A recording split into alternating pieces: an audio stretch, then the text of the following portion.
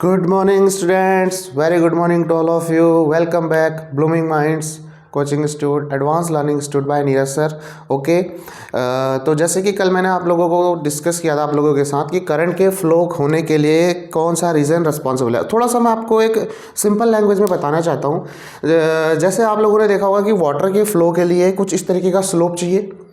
Imagine करना कि पानी क्यों फ्लो करता है, मुझे पानी यहाँ से यहाँ भेजना है। फॉर एग्जांपल हमें पानी के फ्लो को ये मान लीजिए एक टैंक है और ये लेवल सेम है अभी, तो यहाँ से यहाँ पानी भेजना है। इसके लिए क्या करना पड़ेगा, हमें इधर के स्लोप को बढ़ाना पड़ेगा। क्लियर है। यहाँ से या कोई नहर है तो अगर आप इसमें स्लोप दोगे, थोड़ा सा ढलान दोगे, तभी पानी फ्लो करेगा।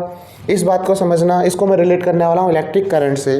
तो यहाँ पर आपने स्लोप दिया, मतलब पानी वाटर यहाँ से क्या बोल सकते हैं हम, higher level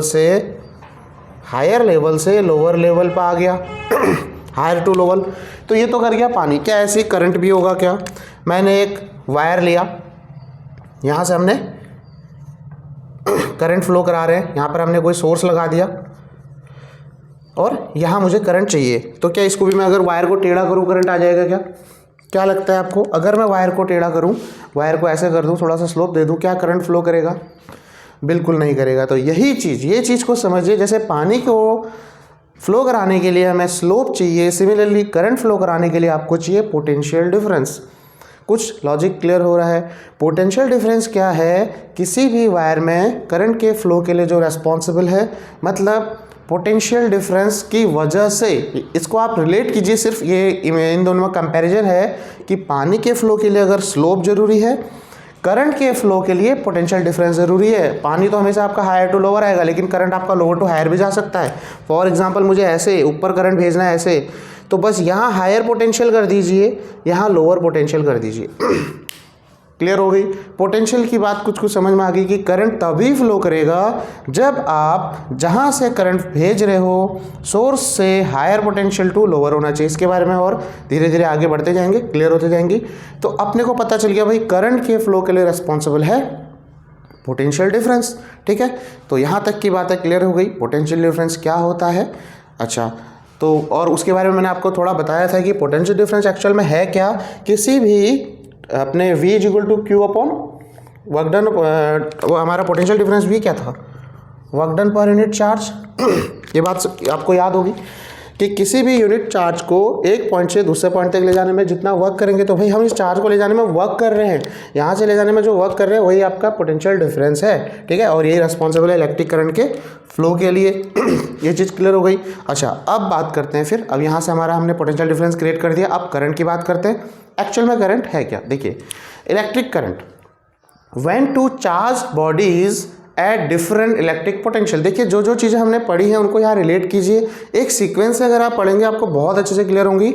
when two charge bodies, दो चार्ज बॉडीज हैं आपके पास। ठीक है, दो चार्ज बॉडीज ले लीजिए, एक ये हो गया, एक ये हो गया। मान लीजिए दो चार्ज बॉडीज है। When two charge bodies at different electric potential, दोनों का इलेक्ट्रिक पोटेंशियल डिफरेंट होना चाहिए। अभी हमने बात की जिस तरीके से वाटर फ्लो के लिए स्लोप, वैसे यहाँ इलेक्ट्रिक करंट फ्लो के लिए पोटेंशियल डिफरेंस आपका अलग अलग होना चाहिए।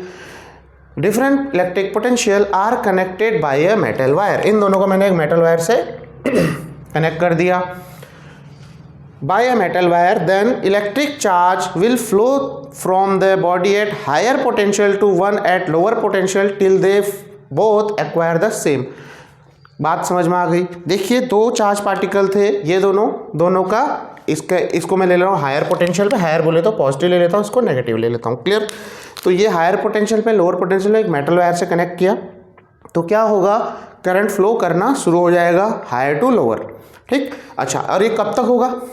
ये कब तक होगा? जब तक ये दोनों सेम पोटेंशियल पर ना आ जाए, जब तक दोनों का पोटेंशियल सेम ना हो जाए। ठीक है, तो यहां तक की बात समझ आ गई। This flow of charge in the metal wire constitutes an electric current. और यही जो फ्लो ऑफ चार्ज है, यही फ्लो ऑफ चार्ज रिस्पॉन्सिबल है इलेक्ट्रिक करंट के लिए। ठीक है, ये चीज़ आपको समझ आ गई कि आखिर करंट फ्लो करता कैसे है, करंट है क्या। थोड़ा बहुत करंट एक्चुअल में है कुछ भी नहीं, flow of charge is called current. Flow of charge. और फ्लो क्यों होता है, एक एक चीज़ का बेस बनाइए, एक पैटर्न बनाइए, तो फिजिक्स आपको बहुत ईजिली समझ आ जाएगी। फिजिक्स के बारे में एक चीज़ याद रखिए, कभी रटना नहीं है, बस चीज़ों को एक बार एनालाइज कीजिए और try to understand what's going on and why it's going on. तो अगर ये 2 क्वेश्चन आपके दिमाग में हैं कि ये हो तो रहा है, क्यों हो रहा है, ठीक है, क्यों हो रहा है, क्या हो रहा है, 2 चीज़ें, क्या हो रहा है पढ़ोगे तो जैसे तुमने पढ़ा तुम्हें पता चल गया अच्छा ये हो रहा है, फिर क्वेश्चन आना चाहिए क्यों हो रहा है। अगर 2 क्वेश्चन क्लियर है, फिजिक्स का कोई भी टॉपिक बहुत इजीली क्लियर हो जाएगा। तो सबसे पहले पोटेंशियल डिफरेंस, इसलिए मैंने कल आपको करवाया था क्योंकि potential difference is responsible for the flow of electric current, और इलेक्ट्रिक करंट है कुछ भी नहीं, flow of charge is called electric current. चलिए तो आगे बढ़ते हैं, यहाँ तक की चीज़ आपको क्लियर हो गई होगी। उसके बाद it is the potential difference between the ends of the wire which makes the electric charge or current to flow in the wire। तो वही लाइन बार बार रिपीट हो रही है।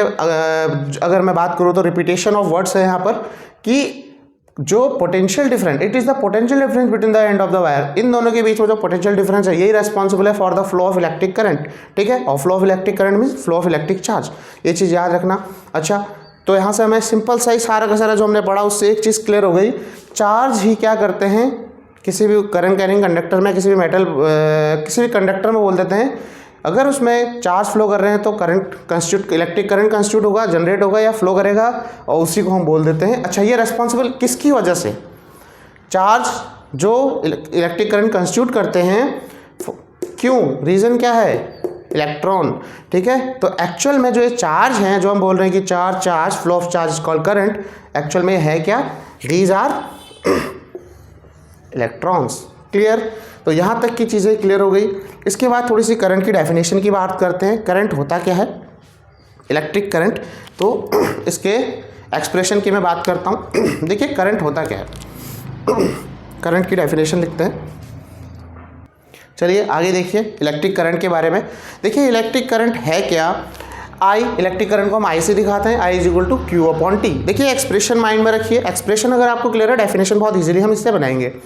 आई is equal to Q upon T, तो यहाँ का इसका मतलब क्या है, T means time, Q means charge, I है इलेक्ट्रिक करंट। तो डेफिनेशन देखिए, amount of charge Q, amount of charge flowing per second through a conductor is called electric current. दोबारा देखिए, सुन लीजिए इसको अच्छे से, amount of charge flowing per second through a conductor is called electric current. और इसके यूनिट की बात करें तो ये होता है कूलाम, ये होता है सेकेंड, तो कूलाम पर सेकेंड को ही हम बोल देते हैं एम्पियर, ठीक। तो कूलाम पर second is called ampere. Ampere क्या है, कूलाम पर सेकेंड। तो ये एक्सप्रेशन पूरा याद रखना है जिस तरीके से बताया जा रहा है, कूलाम पर सेकेंड इज कॉल्ड एम्पियर। अच्छा, उसके बाद बात करते हैं आगे करंट के बारे में। अच्छा, किसी ने पूछा व्हाट इज़ 1 एम्पियर, यार ये 1 एम्पियर क्या होता होगा, कैसे आप 1 एम्पियर को डिफाइन करोगे। तो 1 ampere means when 1 coulomb of electric charge flowing through a conductor in 1 second then the current will be 1 ampere.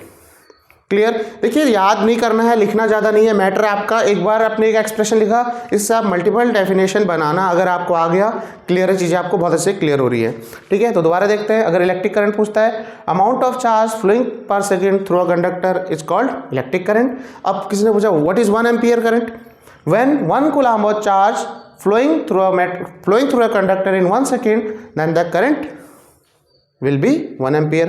Clear. अब करंट की कुछ स्मॉलर यूनिट भी होती है, जैसे कि एक होता है मिली एम्पियर, 1 मिली एम्पियर, मिली मीन्स 10⁻³ एम्पियर। एक होता है micro ampere, means micro means 10⁻⁶ ampere, ठीक है। मिली एम्पियर, माइक्रो एम्पियर, ये याद रखना, मिली एम्पियर, माइक्रो एम्पियर, ये करंट की कुछ यूनिट है। अब लास्ट इसमें एक बता देता हूँ मैं आपको कि करंट को मेजर किससे करते हैं, तो आपका करंट वाला, इलेक्ट्रिक करंट वाला टॉपिक कवर हो जाएगा। करंट को मेजर करते हैं अमीटर, ठीक है, अमीटर से। और एक चीज़ इसमें बस 2 चीज़ें याद रखनी है, अमीटर को कनेक्ट करते हैं हम सीरीज से अगर आपको करंट मेजर करना है, और इसका जो रेसिस्टेंस होता है वो बहुत लो होता है, ठीक। बस, तो ये आपका इलेक्ट्रिक करंट वाला टॉपिक क्लियर हो गया। देखिए मैं आपके लिए छोटे छोटे टॉपिक वाइज इसलिए इस वीडियो बना रहा हूँ, वीडियोज आपको बहुत सारी मिल जाएंगी, लेकिन जब हम स्टडी कर रहे होते हैं हम चाहते हैं कि एक टॉपिक अगर मुझे एक बार देखना है क्विकली, बहुत जल्दी, तो हम सीधे सीधे उस वीडियो पर जाएं और फटाफट वो वीडियो एक बार कवर करें, और नेक्स्ट जो भी हमारे डाउट्स वगैरह हैं वो बहुत जल्दी रिजॉल्व हो जाए, ना कि मुझे पूरा वीडियो देखना पड़े, तो आप टाइम को यूटिलाइज कीजिए और छोटे छोटे कंसेप्ट करके आपकी चीज़ें बिल्ड कीजिए, धीरे धीरे सारी चीज़ें क्लियर होंगी। अच्छा, इसके बाद यहाँ तक तो चीज़ें अपने को समझ आ गई कि भाई करंट वगैरह क्या है, क्यों ये फ्लो होता है, इसका रीज़न क्या है फ्लो होने का, पोटेंशियल डिफरेंस वगैरह, इसकी यूनिट वगैरह हमने बात की, यूनिट वगैरह सबकी बात हमने कर ली। अच्छा, इसके बाद क्वेश्चन उठता है कंटिन्यूस फ्लो ऑफ करंट। एक वायर है, चलो भैया आपने यहाँ से अलग फ्लो दे दिया, पोटेंशियल डिफरेंस दे दिया या पोटेंशियल डिफरेंस क्रिएट कर दिया, तो एक कंटिन्यूस फ्लो कैसे होगा, करंट का कंटिन्यूस फ्लो। तो इसके बारे में मैं नेक्स्ट टॉपिक में बात करूँगा आपसे कि कैसे करंट फ्लो करता है, इलेक्ट्रॉन की वजह से, किसकी वजह से, और एक कंटिन्यूस फ्लो कैसे होता है, रीज़न क्या है, कैसे हम कंटिन्यूस फ्लो प्रोवाइड कराते हैं। ठीक है, तो आज के लिए इतना ही। Okay, thank you.